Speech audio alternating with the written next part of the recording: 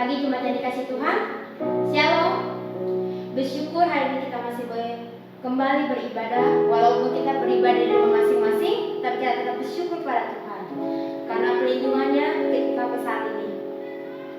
Kita akan memulai ibadah kita. Saya undang semua yang untuk bangkit berdiri. Sebelumnya kita satu dulu sejenak di hadapan Tuhan.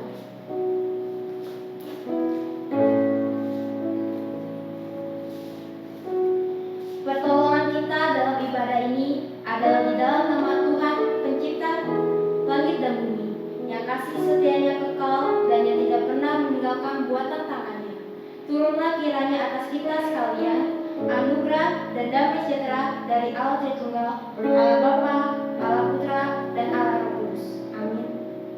Mari kita menaikkan pujian kita nyanyikan lagu syukur Tuhan.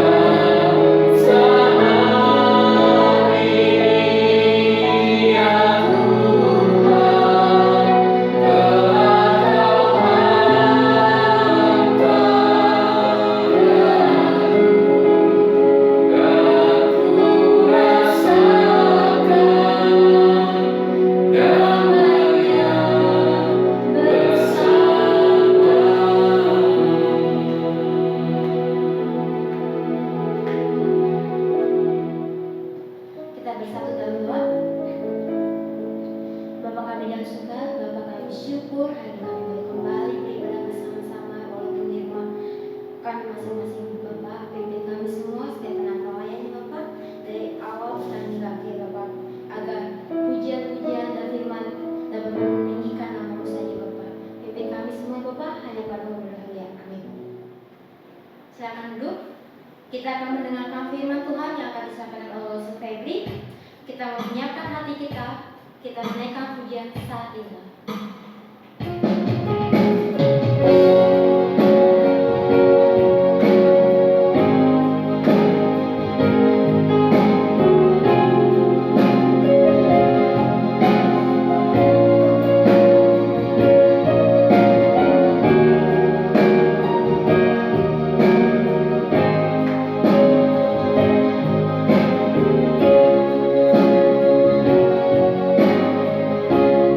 Sa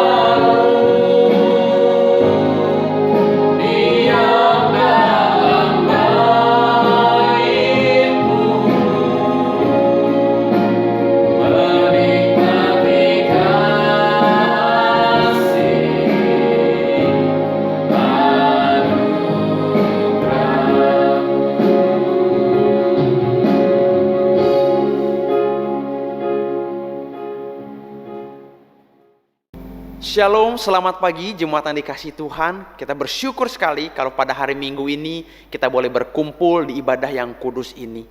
Mari sebelum kita merenungkan kebenaran firman Tuhan, kita bersatu di dalam doa. Tuhan Bapa kami yang berada dalam kerajaan surga, kami bersyukur Tuhan kalau pada pagi hari ini kami boleh berkumpul untuk menikmati kebenaran firman Tuhan.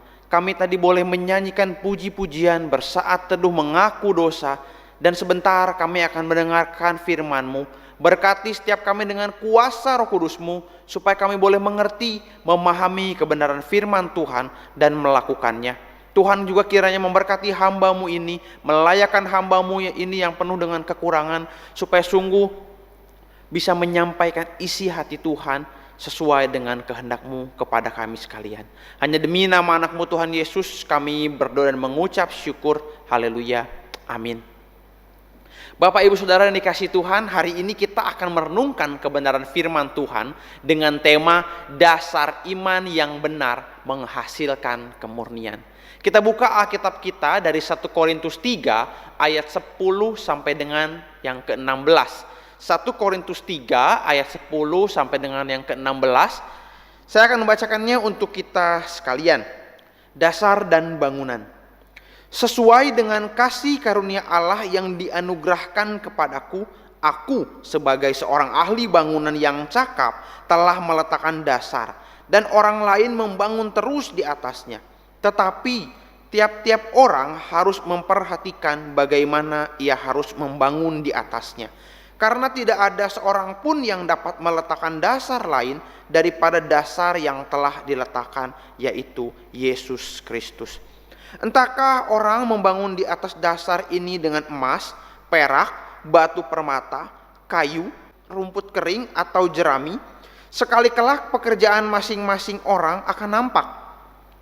Karena hari Tuhan akan menyatakannya, sebab ia akan nampak dengan api, dan bagaimana pekerjaan masing-masing orang akan diuji oleh api itu. Jika pekerjaan yang dibangun seseorang tahan uji, ia akan mendapat upah. Jika pekerjaannya terbakar, ia akan menderita kerugian. Tetapi ia sendiri akan diselamatkan, tetapi seperti dari dalam api. Tidak tahukah kamu bahwa kamu adalah bait Allah, dan bahwa Roh Allah diam di dalam kamu? Amin. Sedemikian jauh bacaan firman Tuhan. Bapak Ibu Saudara sekalian yang dikasihi Tuhan, jika kita melihat gambar yang saya tampilkan berikut ini, kita pasti akan langsung paham.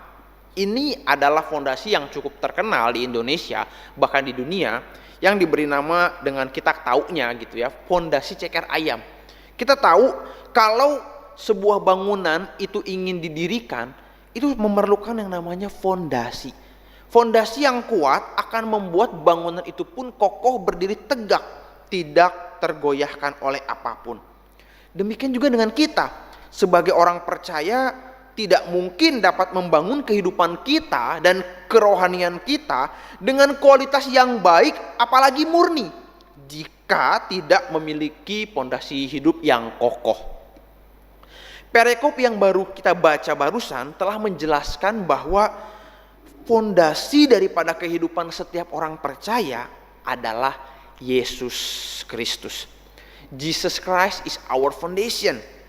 Ya, perikop tadi yang kita baca itu bukan saja menyatakan atau menjelaskan bahwa orang percaya adalah bangunan Allah, melainkan juga suatu peringatan kepada jemaat Korintus yang pada saat itu sedang terbagi-bagi menjadi beberapa kelompok. Ada 4 kelompok, ada yang merasa kelompok Paulus, ada yang merasa kelompok Kefas, kelompok Apolos, dan juga kelompok Kristus. Bapak Ibu Saudara, ini bukan kelompok kecil atau kelompok tumbuh bersama yang sama-sama bersekutu begitu untuk merenungkan kebenaran firman Tuhan, tidak. Tetapi ini merupakan kelompok-kelompok yang merasa kelompoknya itu lebih benar, paling benar di antara kelompok yang lain. Paulus perlu menegaskan hal ini kepada jemaat Korintus. Karena ketika terjadi kelompok-kelompok seperti ini, akhirnya yang terjadi adalah perselisihan dan juga perpecahan di dalam jemaat Korintus pada waktu itu. Maka dari itu Paulus menegaskan bahwa setiap orang percaya itu memiliki satu pondasi yang tidak mungkin bisa terelakkan dan tergantikan, yaitu Yesus Kristus. Dari ayat 10 sampai 11 jelas sekali dikatakan bahwa Yesus adalah dasar yang kokoh, kuat, teguh, dan tidak bisa tergantikan oleh apapun dalam kehidupan orang percaya. Di atas dasar yang teguh ini harusnya juga jemaat Korintus sadar untuk mempengaruhi cara mereka untuk memilih bahan-bahan yang akan disusun atau ditempatkan di atas pondasi itu, supaya tercipta suatu bangunan yang baik, indah, dan tahan uji, bahkan tak lekang oleh waktu. Paulus menyatakan bahwa bahan-bahan itu harusnya adalah berupa emas, perak, dan batu permata. Ini adalah bahan-bahan yang mulia, bahan-bahan yang kuat, yang baik, yang kalau diletakkan di dalam sebuah bangunan itu akan menjadi yang bahan-bahan yang membuat bangunan itu indah, lalu juga kuat, dan juga tahan uji.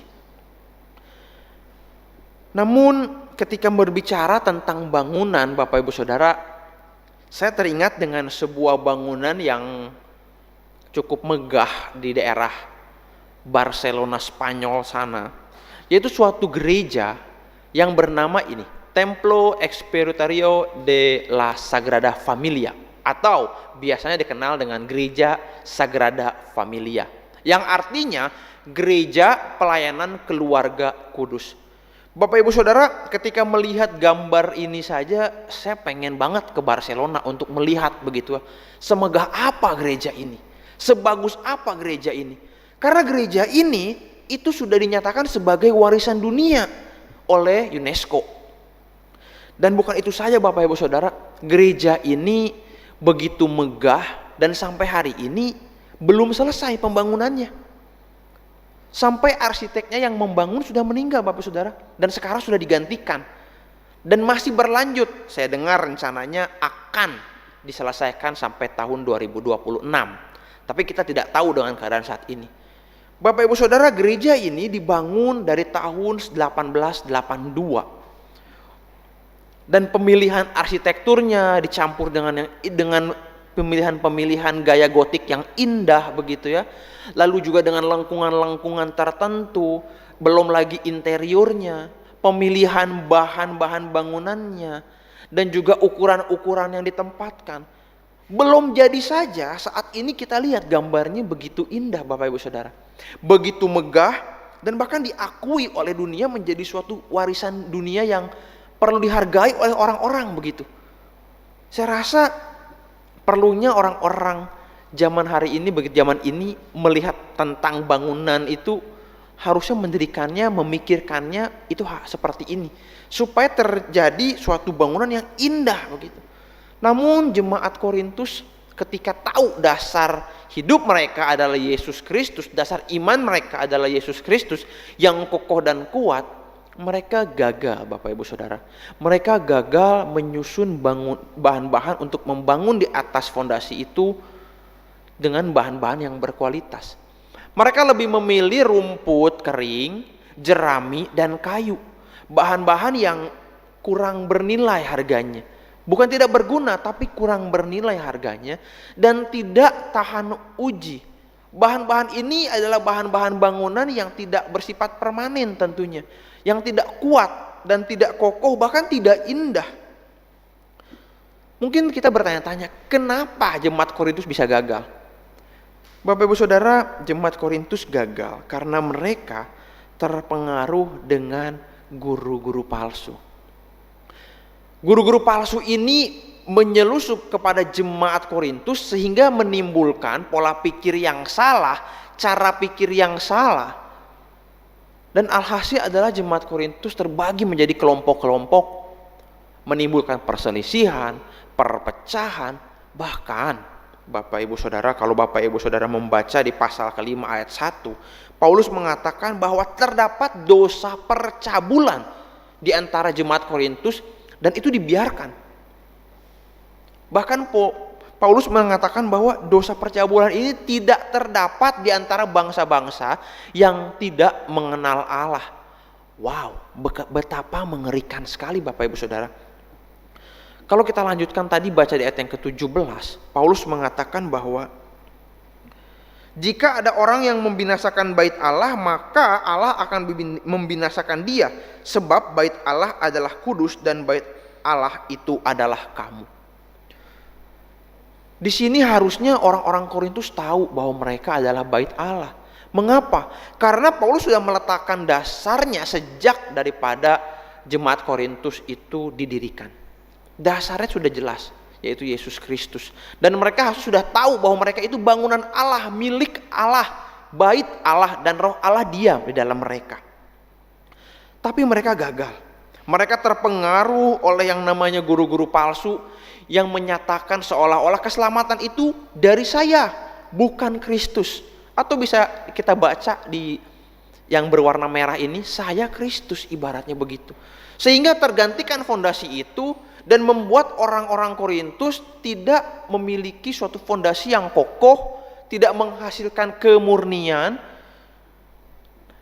tetapi kecemaran yang terjadi. Separah itu Bapak Ibu Saudara jemaat Korintus. Melalui kebenaran firman Tuhan ini, sebenarnya Tuhan ingin menyampaikan suatu kata saja yang perlu kita pelajari hari ini sebenarnya, yaitu waspada.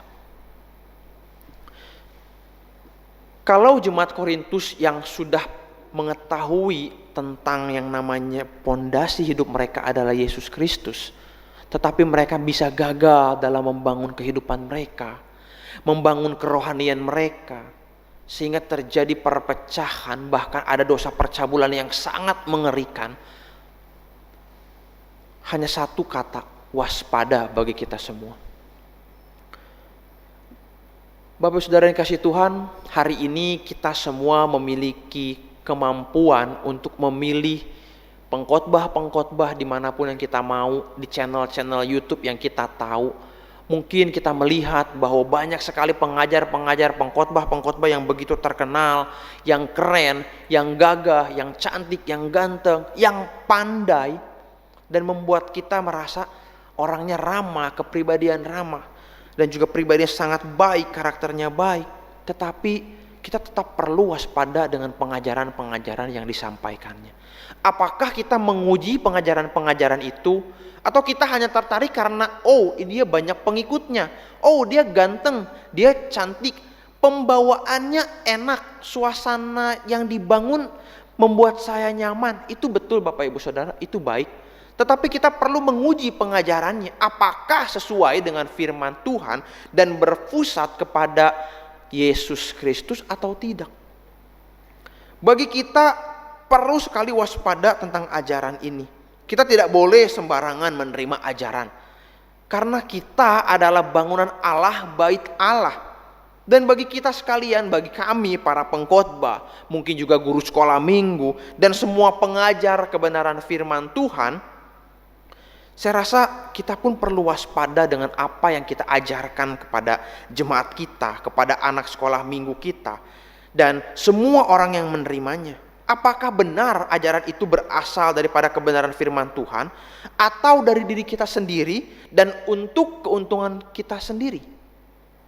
Bapak Ibu Saudara, ajaran yang salah akan membawa kepada kehancuran gereja dan pribadi setiap orang percaya. Karena itu, marilah kita membangun kehidupan kita, kerohanian kita, di atas dasar iman yang teguh, yaitu Yesus Kristus, sehingga kita bisa menghasilkan kemurnian hidup, kemurnian kerohanian kita, dan membangun dengan bahan-bahan atau juga dengan ajaran-ajaran yang baik yang berpusat kepada Kristus. Ingat, Kristus adalah satu-satunya fondasi hidup kita yang akan menghasilkan kemurnian, dan kita tidak boleh sembarangan untuk mengabaikan itu. Ingat, kita adalah bait Allah. Setiap orang percaya adalah bait Allah. perhatikanlah ajaran apa yang sedang kita gunakan untuk membangun kerohanian kita, membangun kehidupan kita. Karena ketika ajaran itu salah dan kita menerimanya, maka kehancuran yang akan terjadi. Bukan kepada diri kita sendiri, tetapi kepada gereja. Dan juga mungkin ketika kelak kita terus melakukan itu semua dan tanpa sadar menerima ajaran-ajaran yang tidak benar, yang tidak berpusat kepada Kristus, kita akan meninggalkan iman percaya kita.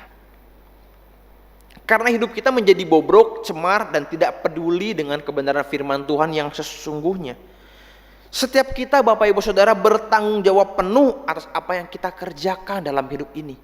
Bukan karena perbuatan kita membawa kepada keselamatan, tetapi harusnya keselamatan yang kita terima dari Tuhan Yesus itulah yang mempengaruhi perbuatan kita. Dan kita akan mempertanggungjawabannya kelak ketika Tuhan Yesus datang untuk yang kedua kali. Fondasi hidup kita, dasar iman kita adalah Yesus Kristus yang harusnya mempengaruhi kita untuk membangun kehidupan kita, membawa kepada suatu kemurnian yang dilihat oleh orang dan juga memancarkan kemuliaan Allah. Marilah mulai hari ini kita bangun kehidupan kita, kita bangun kerohanian kita dengan baik, dengan kokoh, tahan uji, indah dan tak lekang oleh waktu. Dengan cara kita memperhatikan pengajaran apa yang kita terima.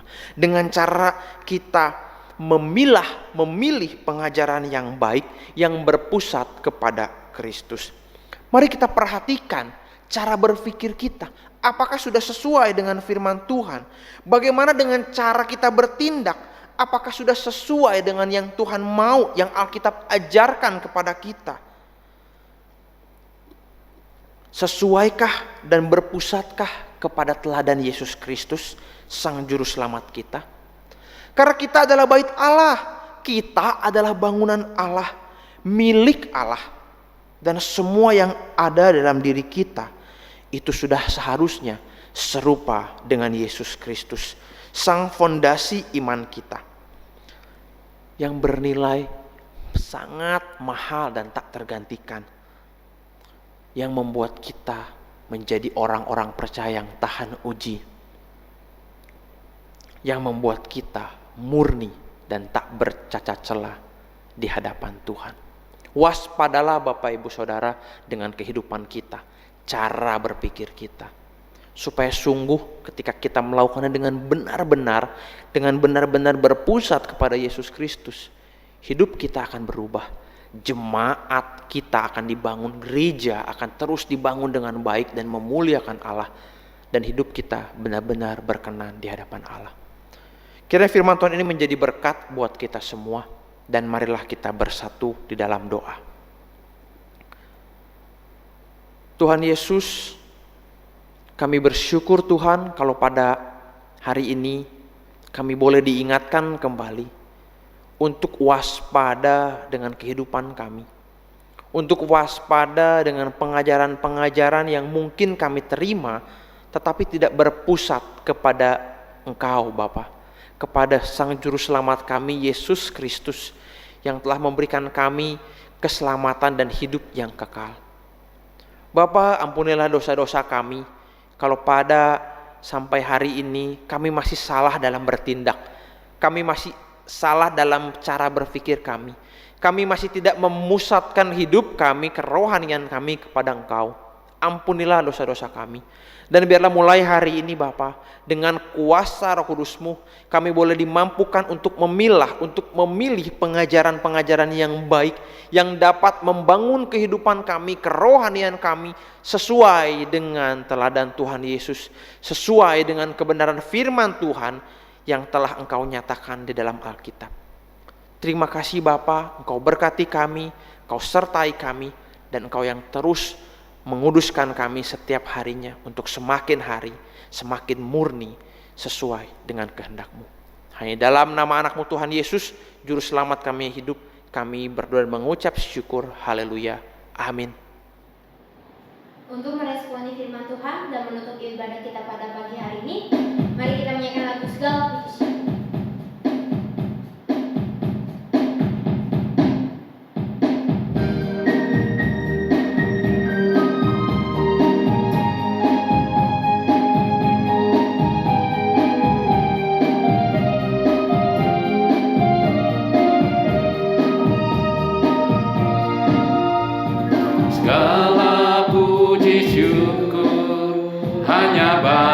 bagimu Tuhan, sebab Kau yang layak dipuja.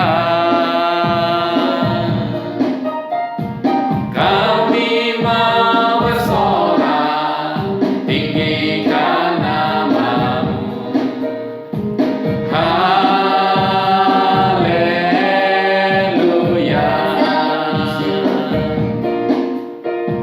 Segala puji syukur hanya bagimu Tuhan, sebab Kau yang layak dipuja.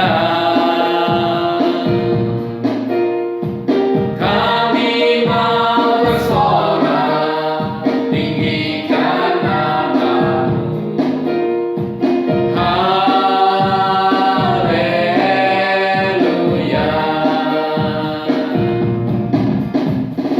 Soraklah haleluya, soraklah haleluya, haleluya.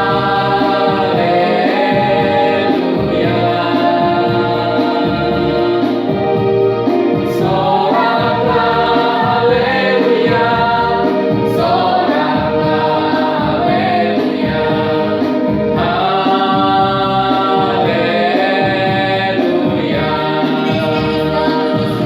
Segala puji syukur hanya bagimu Tuhan, sebab Kau yang layak dipuja. Kami mau bersorak, tinggikan nama-Mu. Haleluya.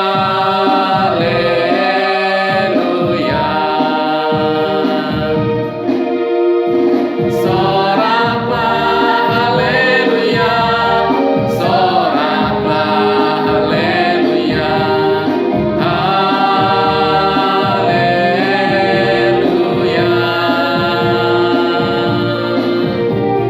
Soraklah haleluya, soraklah haleluya, haleluya.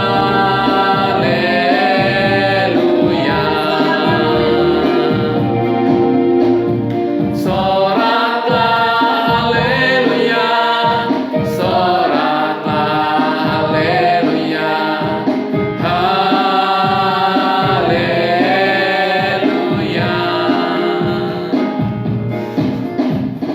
Soraklah haleluya, soraklah haleluya, haleluya.